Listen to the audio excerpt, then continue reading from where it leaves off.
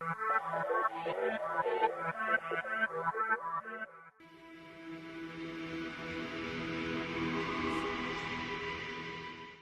think that African American churches, in consideration of congregation of other races, I think the real issue is how race operates as a lens or as a silo in our country.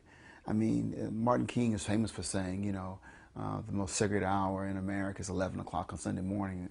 We reminisce about his writing the letter from the Birmingham jail when he's trying to go to churches on a Palm Sunday and being turned away.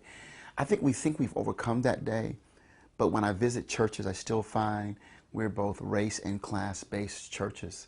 And I think we don't realize how strong that kind of lens of race and class offers. I would argue that what we find is not just a race lens that's strong. I know I find where I'm in ministry at, there's a class lens. That First AME is a strong upper middle class congregation. We're in the hood, but people in the neighborhood don't go to our church. And when we have an event for youth, for example, some will say, well, what about the community kids? And we don't want too many of the community kids here. Whoa, wait a minute.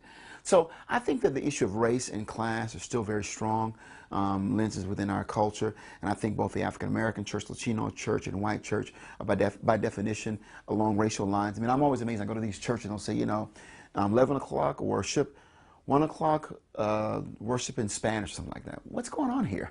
Why don't we just come together? So we see that in the same building, if you will, that we're not trying to wrestle with that.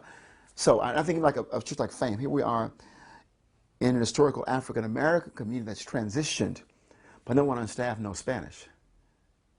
It would seem to almost be a requirement now that all of us on staff should know Spanish and become bicultural in our congregations. But because I think we're such a xenophobic culture, we tend to relish in being this kind of monocultural, even in the concept of life of the church. So I think you see that across denominations, across congregations, they're race and I would argue also class-based.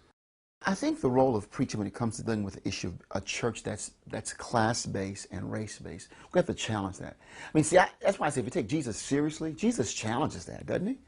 Jesus challenged, oh, no, I can talk to this woman. Okay, you Samaritan, come talk to me, baby doll.